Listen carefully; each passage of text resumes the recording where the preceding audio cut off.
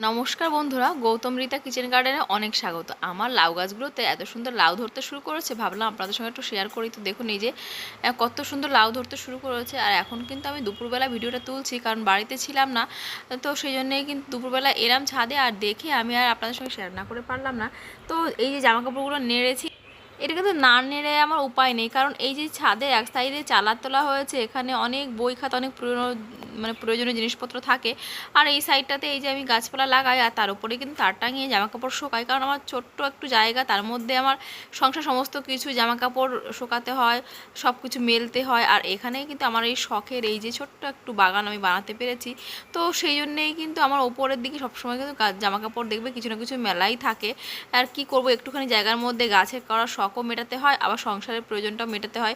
তো লাউ গাছগুলো কিন্তু বেশ বড় হয়ে গেছে, এগুলোকে আমাকে এখন রিপোর্টিং করতে হবে। তো আজকে আর করবো না, কাল পরশু করবো। আর এদিকে পুঁই শাকগুলো এত সুন্দর গ্রোথ হয়েছে, দেখে না মনটা ভরে যাচ্ছে। তো লঙ্কা গাছেও কিন্তু একটু একটু করে লঙ্কা হতে শুরু করছে। যে কটা গাছ লাগিয়েছে, আশা করছি বর্ষার সময় আমার লঙ্কা কিনতে হবে না। এখানে এই যে আমার ঝিঙে চিচিঙ্গা গাছগুলো কিন্তু বেশ বড় হয়ে গেছে। আর করবী ফুল গাছটায় না একটু সার মাটি দেওয়া হচ্ছে না বলে গাছের ফুলগুলো না কেমন ঝিমিয়ে যাচ্ছে, নেতিয়ে পড়ছে।